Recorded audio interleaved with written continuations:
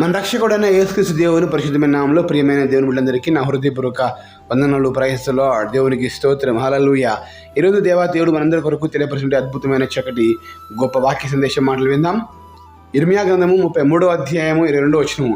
ఆకాశ నక్షత్రములు లెక్కింప శక్యము కానట్టుగాను, సముద్రపు ఇసుక రేణువుల నెంచుట అసాధ్యమైనట్టుగాను, నా సేవకుడైన దావీదు సంతానమును నాకు పరిచర్య చేయు లేవీయులను లెక్కింపలేనంతగా నేను విస్తరింపచేయుదును.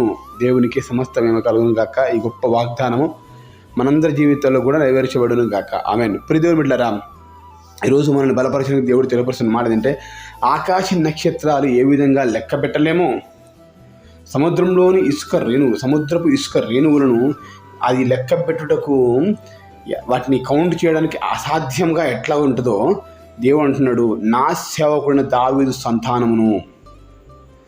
సంతానమును అదేవిధంగా నాకు పరిచర్య చేయు లేవీయులను, దేవుని పరిచర్య చేసే బిడ్డలను, దేవునికి సేవ చేసే బిడ్డలను, దేవుని సేవించే బిడ్డలను, అనగా దేవుని సేవించే దేవుని ఆరాధించే వాళ్ళను, దేవుని ప్రార్థన చేసేవారిని దేవుడు అంటున్నాడు, ఆకాశ నక్షత్రములు ఏ విధంగా ఉన్నాయో, సముద్ర ఇసుకరేణువులు ఎలా ఉన్నాయో అంతకంటే ఎక్కువగా నేను లెక్కింపలేనంత విస్తారముగా వారిని విస్తరింపచేసేదను.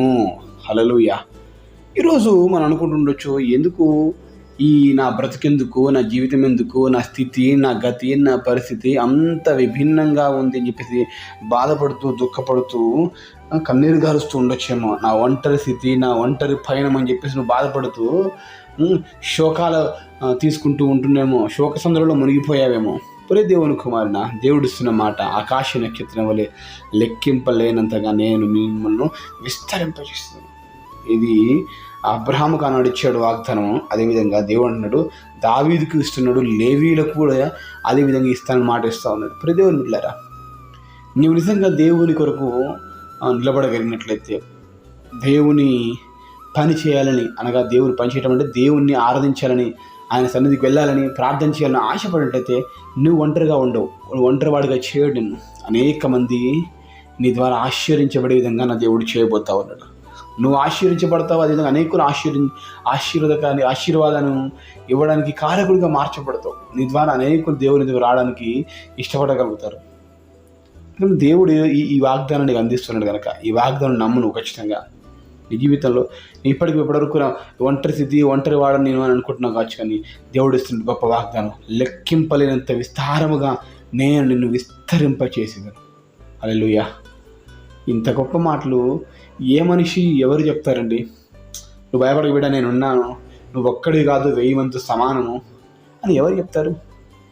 చాలామంది మనుషులు మన దగ్గరకు వచ్చి ఏమంటుంటే, వీడు ఒక ఒంటరోడు, వీడికి ఏం చేత కాదు, వీడి వల్ల ఏమి కాదు, వీడు ఏం చేస్తాడు, ఈమె ఏం చేస్తుంది, ఈమె దిక్కు లేదు, దేశ లేదు, ఎవరు లేరు, అనాథలుగా ఉన్నారని చెప్పేసి మనల్ని, బాధల్లో ఉన్న మనల్ని, ఒంటరిగా ఉన్న మనల్ని ఇంకా 4 మాటలు అనేసి మనల్ని కించపరిచేటి చేసి వెళ్ళిపోతూ ఉంటారు. కానీ దేవుడు అంటున్నాడు, నువ్వు ఒంటరిదానం కాదు బిడ్డ, నేనున్నాను కదా.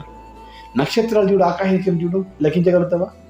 సముద్రంలో ఇసుక రేణువుల్ని, కనీసం ఒక దోషట్లో పిరికెట్లో తీసుకున్న ఇసుకను లెక్క పెట్టగలుగుతావా? ఉదయం నుంచి సాయంత్రం వరకు లెక్క పెట్టగలుగుతావా? నో. లెక్క పెట్టలేము. ఎంత నెంబర్ ఆఫ్ రేణువులు ఉంటాయి దాంట్లో, మనం లెక్క పెట్టలేము. నా దేవుడు అంటున్నాడు, నీ ఆశీర్వాదాన్ని లెక్క పెట్టలేనంతగా నేను ఆశీర్వదింపజేస్తాను. నువ్వు విస్తరణ ఆ విధంగా ఉంటుంది. నువ్వు ఒంటరివాడు ఎందుకు అయ్యావు? అనారోగ్యాన్ని బట్టి నువ్వు విడిచిపెట్టి ఉండొచ్చు. ఒంటరివాడు ఎందుకు అయ్యావు? నీకు నా అప్పుని బట్టి నువ్వు విడిచిపెట్టి ఉండొచ్చు. నీకు జాబ్ లేకపోవడాన్ని బట్టి, నీకు తెలివి జ్ఞానం లేకపోవడాన్ని బట్టి వీళ్ళు వేస్ట్ అని చెప్పి నేను విడిచిపెట్టి ఉండొచ్చు.